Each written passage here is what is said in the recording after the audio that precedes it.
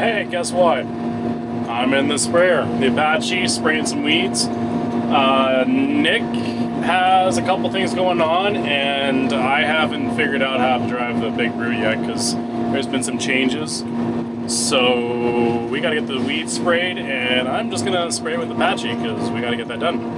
And then we started winter wheat last night, and so yeah, I'm trying to get some of the chem fallow sprayed a little bit this morning, and then I'll shut down, run over, grab a combine. Actually, before I do that, I gotta move the auger, dump a truck, then grab a combine, and then start chewing on some wheat. So it's a busy day, but that's okay. Hopefully it'll go by fast. But yeah, so I'm spraying along. Oh yeah, it's exciting, very exciting. Die, you weeds, die. Ugh, don't like them.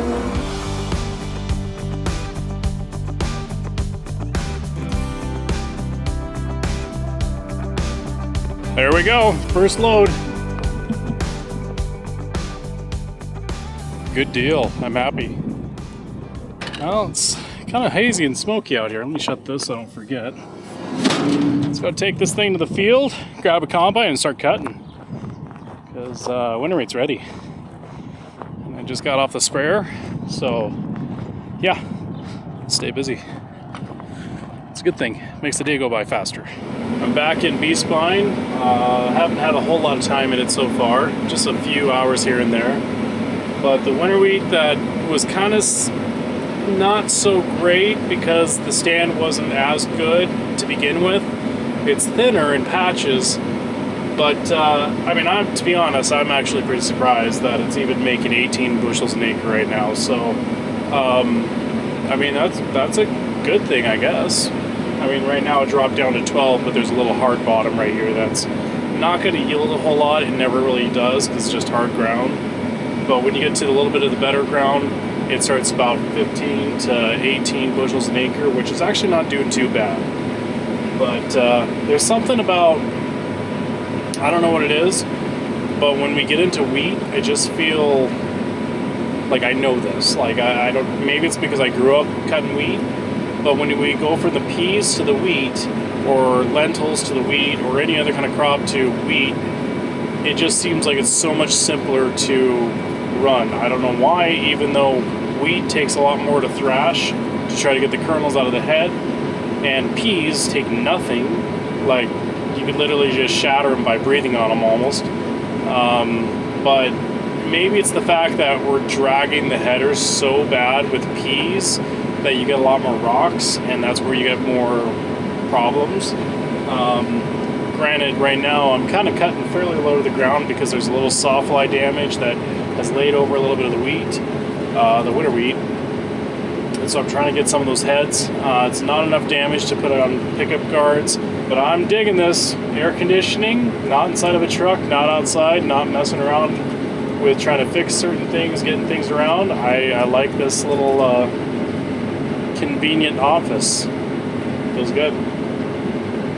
Hopefully I didn't jinx myself from saying it's nice being in here, because pretty soon I feel like something's going to break and I'll have to get out and tinker with it. But that's just the reality of life. Anything man-made will break, and it will not last long in the grand scheme of things. Anything man-made. Prove me wrong. Shutting the combine down because I gotta go dump some trucks. Nick is away at the moment, and it's just me and Dad.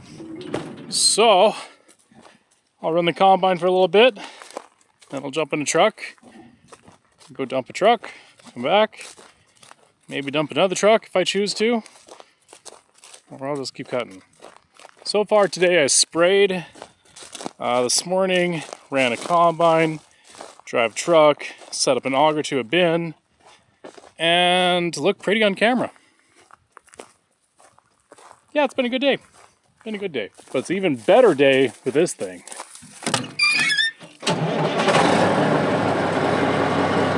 Oh yeah, it's a beautiful truck.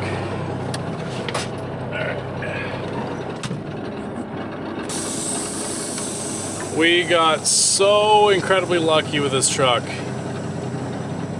When I found it, gosh, how many years has it been? 2017, 2016, I found it. And 1,800 bucks. And then we put a bunch of money into it.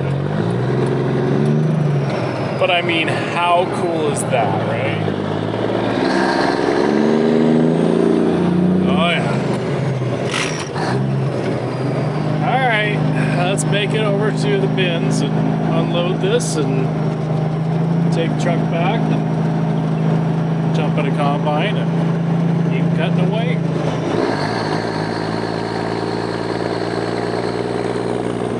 Alright, just pulled into the yard, the bin yard, and I want to talk about the X-Over real quick.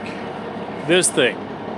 Obviously, I love the auger. We loved our last one. It's got a really nice backbone. It's nice and sturdy. It's solid. I love it. The next thing that I really like is I love this gearbox right here. You can run your tractor at a higher RPM and it'll breathe and the tractor's cooler and the auger just runs smoother with that. I don't know how they did it, but it's awesome. It gears it down a little bit. Now, when you're running peas or a specialty crop and you don't want it to crack, you can idle the tractor down, which spins this even slower, and you can just slowly put it in the bin, which we did with peas. Now, since we're running wheat, I don't have to worry about cracking. So I can wrap this thing up and get this thing to spin pretty fast, and it can move a lot of product. It's sweet. So here's the thing that I like about the X-Over. One, it's a little longer than the other one that we had, so it's easier to drive over. The ramps and everything are super tough. I like the belt conveyor thing. I also love, and I think this is a key component, is they don't have a hydraulic motor running the belt. It's all mechanical. I love it, which means you can move a lot of product. And this thing actually is moving quite a bit of product. What I really like is this thing. Isn't that thing awesome? Turns on and off. So far, it's been awesome.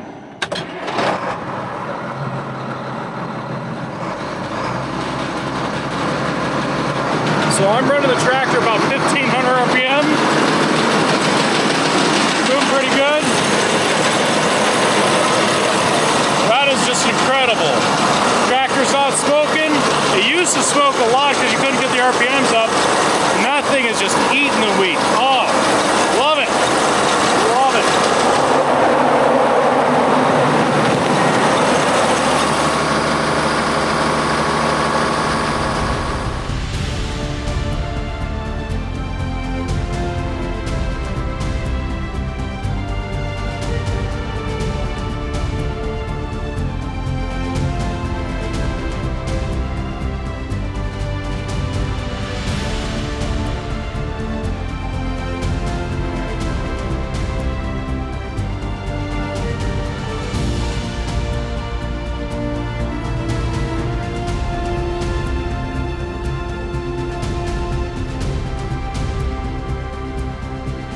Okay, we're probably got a couple days of winter wheat left. I am cutting on a field that some years has a fairly good size lake in it. Right now it's all dry. Back in 2018-19 we had a lot of snow runoff, and then we had a torrential rain in June, 3 inches. In about a little over 2 hours. Water was running everywhere. Well, it filled this area. This is a basin that has no outlet. And so it was the biggest lake that I've seen in this field since I ever remember. And that's a lot of years. It was, I think, somewhere around 70, 80 acres that was underwater, and this is kind of the high spot. This was not underwater, but it drops down and then it fills that whole area there. And it was probably about 3 feet deep or so. There could be a couple places that were 4 feet deep at that time. But now the last 3 years, there has been no water in it. We've been farming across it. What happens in these lowlands is you'll get a grass called foxtail barley, and they like these areas that you can't seed, and then it dries up, and then they produce seed. And this one here, we had peas in it last year. The chemical didn't work very well. Got a lot of that foxtail barley started. We seeded winter wheat in it. It was already dead. We didn't want to work it because it was already low moisture. So we just seeded it through it, and we'll now need to work it. Next year it'll just be Kemp fallow, but I think we'll go ahead and plow it and kill that foxtail. It's a short perennial. It can last a few years, but the best way to do it is just to plow it. Run that iron chemical through it. There's not any plants that are resistant to iron chemical, so we'll get that taken care of. Oh, news flash. We're still cutting winter wheat. Get toward the evening, about 8 o'clock. Yeah, we're in a really nice field. Oh, grain tank says it's 3/4 full. Getting there. It's been running anywhere from 26 up to, can you go higher? Can you go higher? Can you go, oh. Come on, up. Can we go higher? Then I'll look over there, it'll be 30. No, it's a real nice field for this time, the conditions we have. It's short, I'm cut not far from the ground, but it's clean, it's even. Yeah, really nice summer wheat. Okay, that was the news flash. You can go back to the coffee and donuts.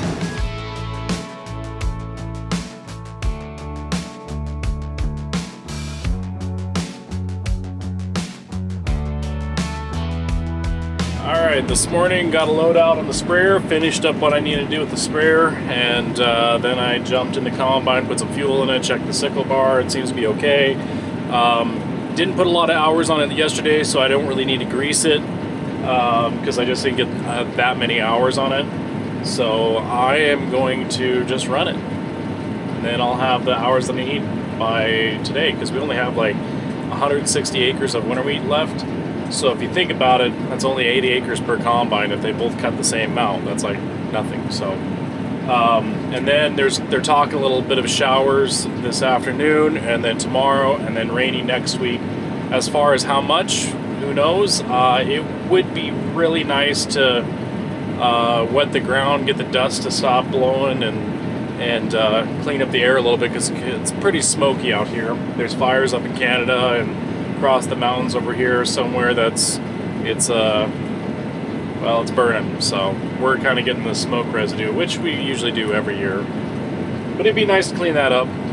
The one negative thing is if it rains, a couple things. It slows down where we can't keep cutting spring wheat. I mean, we transition over to spring wheat and cut.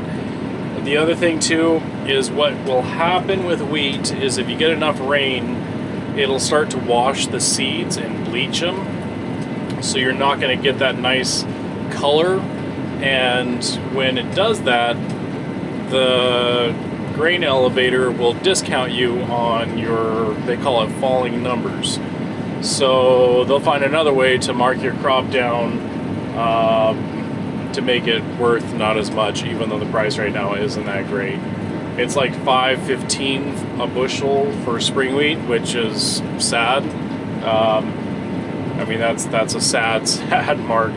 To be right, it should be minimum of $9 a bushel to cover the expenses and the cost and the inflation, and to help keep things going, because people got land payments and equipment payments and all these other things. And when you get tough years, I mean, this is a fairly tough year when you get a year like this, and then you've got droughts and low grain prices, that hurts a little bit. So I feel your pain, guys, and I know the corn market isn't doing so great. Pretty much almost all of the commodity markets aren't doing so great. So kind of an inconvenience. Just one of those things, I guess. What can you do? Not a whole lot. But we'll just keep on cutting. Get the grain in the bins, and then we'll see what we can do. Me and him and a dog named Kobe. All right, we're just finishing up our winter wheat for 2024. I've just got a couple passes here. Scott's running the other combine, and he has a couple passes also.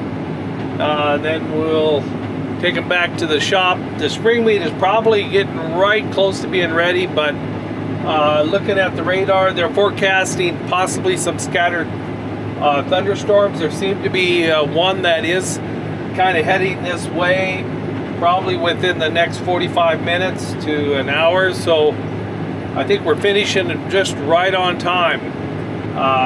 Get the combines back, clean off this deposit on the header, and unload the trucks into the bin and batten up that and call it a day.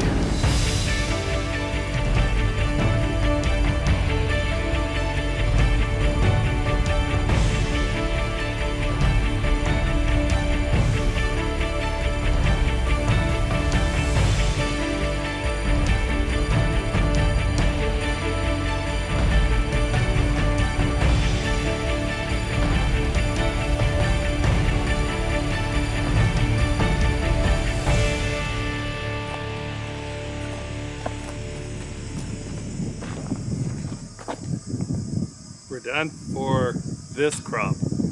More crop coming. Well, I get to try. Haven't tried it yet. We just got this Milwaukee weed eater, brush trimmer, and it's got the dual batteries on it. So it's my first time trying. Nick tried, said it works awesome. We do have a blade on it with 4 arms that, because these are fairly stiff stems on it. There's just a lot of really tough stems on it, and any weed eater with a string will, a nylon string, will damage it. You'll go through a lot of wire. So he said it works fairly well having that on there. But first time trying this dual battery weed eater.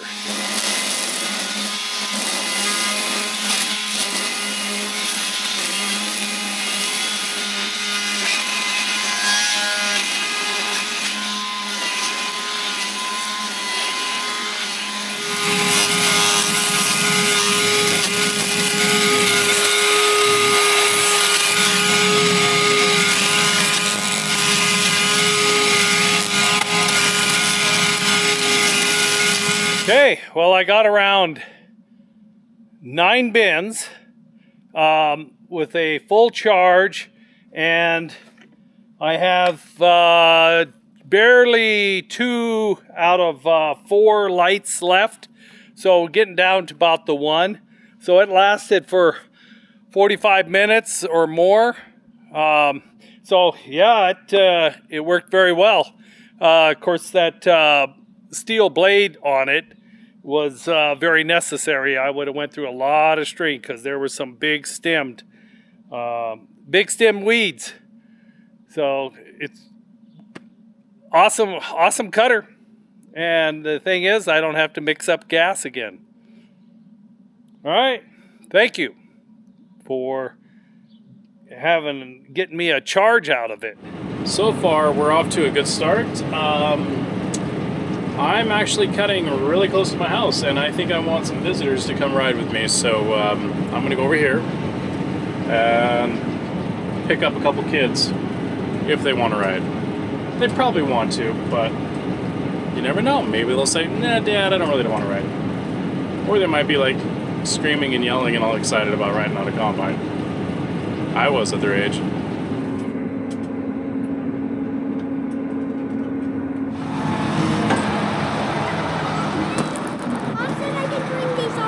You can bring all of that stuff? Yeah. Is it just you riding or is anybody else? Just me. Just you? Okay. Can you get up on the ladder? Okay, yeah. Okay, Roscoe. Hey, buddy. Okay. Okay, go ahead and grab your... there you go. Oh, you want to get something else? Okay. You got it. Do you have it all? Wow. Spanish. Do you know Spanish? Yep. You do? What kind of Spanish do you know? Mm. Oh, you don't? Okay. Is that... Oh, it's... That's the Spanish? But you said you know Spanish. Yeah. Yeah. I know Spanish, but I don't know how to speak Spanish. Oh, okay, I see. I got it. Come on. Ooh, you're strong. So do you like Minecraft? Is that a maybe? Is it because you can build really cool stuff and you know how to survive on survival mode? I know how to survive on survival. You do, huh? Yeah. I don't really know how. I like to die a lot because I'm not very good at those games, huh? Yep. Yep. Anyways, this is Roscoe, my son, my middle son. He's pretty cool. And he knows how to talk to dogs, huh? What about cats? You know how to talk to cats? Well, a little change of scenery here. This is not a combine, as you can tell. It's the one and only Big Brute doing his thing, kicking butt, saving on chemical. We got to get some spraying done while we can. What's happened is, well, a lot's happened in the past week. For one, about a week and a half ago, we decided we had to make the trip to Denver for one of my youngest son, the children's hospital, to have some peanuts, chunks of peanuts that he accidentally fixated, is that the word? Inhaled into his lungs. It was an accident, he was eating them, he got surprised all of a sudden by his brother, and then boom, it's in his lungs. And they basically said those got to come out. The only way to get them out is you got to scope them. So the best place, considering he's only 2.5 years old, was Denver. So I was in Denver last weekend. Got off the combine, got in the car, and drove to Denver for a few days. So, but it all worked out great. He's A-okay. They got him out. Praise God. Everything's good. He's a healthy little boy. It's just so thankful. It's all good. We got a lot of rain during that time, though, about 7-8 of rain in a couple days. So we haven't been harvesting all week. That's why I'm in sprayer doing this right now, because now's my chance to get caught up on this before we get back on the combine. So, little update, what's going on. But yeah, combines are itching. They're itching. We want to get in the field. That right there, so close to being ready. Just a little bit west. Soon. I found another hitchhiker. Hi, what's your name? I think I know who it is. I think it's Raleigh Welker, huh? What's up, buddy? Somebody's a little shy. Oh, Raleigh, look in the back here. Look back there. Look at all the wheat that's going in. Is that cool? Do you want to get up here? Yeah. Yeah. It. Okay. That's why. Oh, it's in there? Yeah. Really? It makes it kind of stinky. Oh, it makes it stinky. Yeah. Are you sure it makes it stinky? Yeah. Daddy makes things stinky. What's broken? That's the field. The field's broken? Yeah. Really? Are you sure? Yeah. Is that a lot of grain?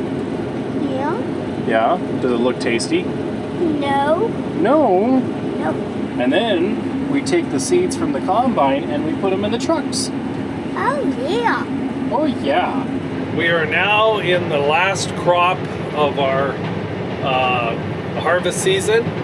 Spring wheat just started about a day ago, kind of got going, and so we're getting a good start. They're doing some things at the shop. We're close to the shop.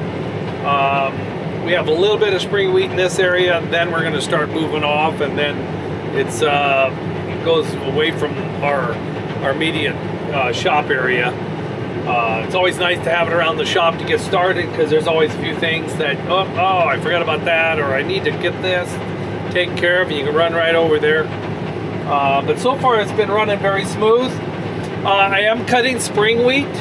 We had a really good stand of spring wheat seeded relatively early, by about the 20th of April, 21st. So it had a good start. It had some decent rains in May, and then it shut off. And so when June came, and that's our most crucial month for moisture, we got about 0.8 total, which is really short of what we should get, at least 2.5. So it fell far short, and consequently the crop suffered. Now I'm cutting through a lower area.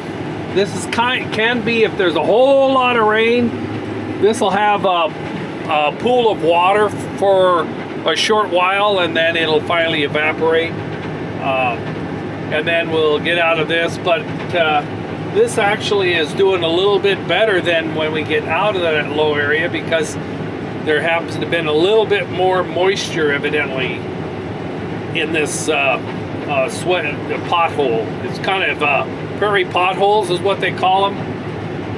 Anyway, the crop is running all the way from 11 bushels an acre up to I've seen high as 40 through some low areas that snow water had run off and pooled, and so it had a little bit of ground moisture, but those are very, very small, not the reflectiveness of the whole field.